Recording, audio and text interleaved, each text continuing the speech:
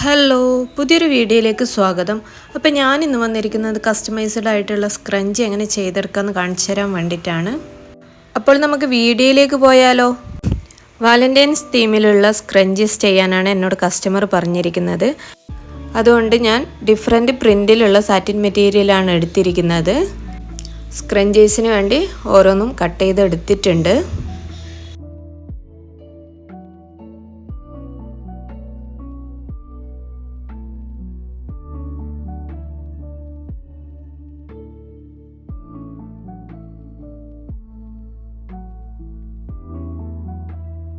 First ഇതിൻ്റെ രണ്ടറ്റവും തമ്മിൽ സ്റ്റിച്ച് ചെയ്തെടുക്കുകയാണ് ചെയ്യുന്നത്.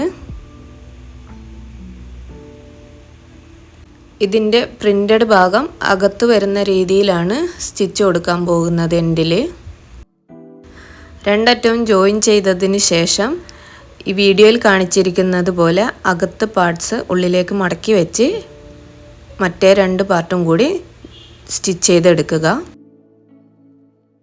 ഇതെല്ലാം സ്റ്റിച്ച് ചെയ്തെടുത്തിട്ടുണ്ട്. ഇനി ഇതിൻ്റെ നല്ല വശം പുറത്തേക്ക് എടുക്കണം.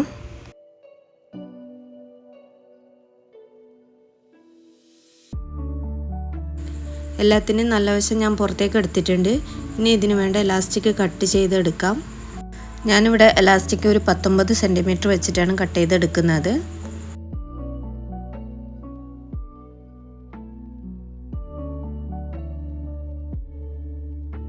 കട്ട് ചെയ്ത എലാസ്റ്റിക്കിനെ ഒരു സേഫ്റ്റി പിന്ന് ഉപയോഗിച്ച് ഇതേപോലെ ചെയ്തെടുക്കുക.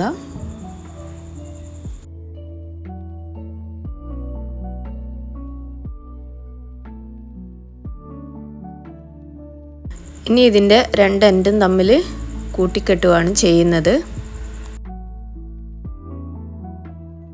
ഇനി ഇതേപോലെ ബാക്കി പീസും ചെയ്തെടുക്കാം.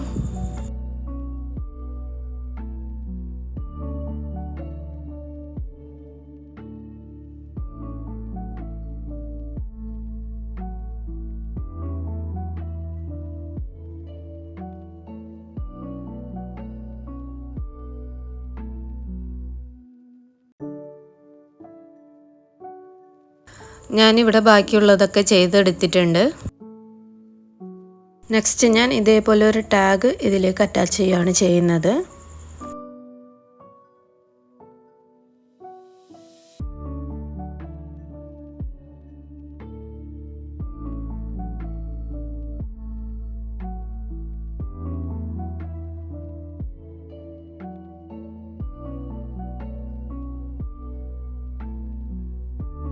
എല്ലാ സ്ക്രഞ്ചീസിനും ടാഗ് വെച്ച് കഴിഞ്ഞിട്ടുണ്ട്.